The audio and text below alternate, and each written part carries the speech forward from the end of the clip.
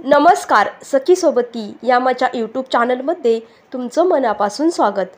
या चॅनलवरती तुम्ही नवीन असाल आणि स्वामी भक्त असाल तर चॅनलला सबस्क्राईब करा आणि कमेंटमध्ये श्री स्वामी समर्थ लिहायला विसरू नका।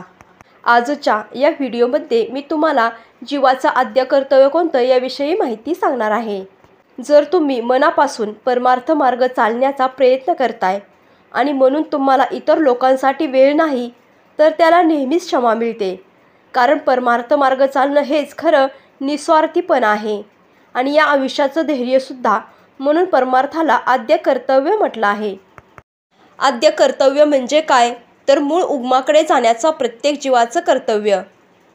प्रत्येक जन्मामध्ये आद्य कर्तव्य हेच राहतं, त्यामुळे यासाठी जे जे केलं जातं त्यामध्ये इतर गोष्टी केल्या जात नाहीत किंवा त्यामुळे कुणाचं मन दुखावलं गेलं तर त्याला क्षमा मिळते। पण हेच जर मी माझ्या वैयक्तिक स्वार्थासाठी कुणाचं मन दुखावलं किंवा इतर कर्तव्य केली नाही तर मात्र क्षमा मिळत नाही।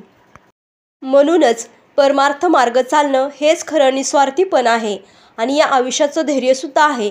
म्हणूनच परमार्थाला आद्य कर्तव्य म्हटलं आहे।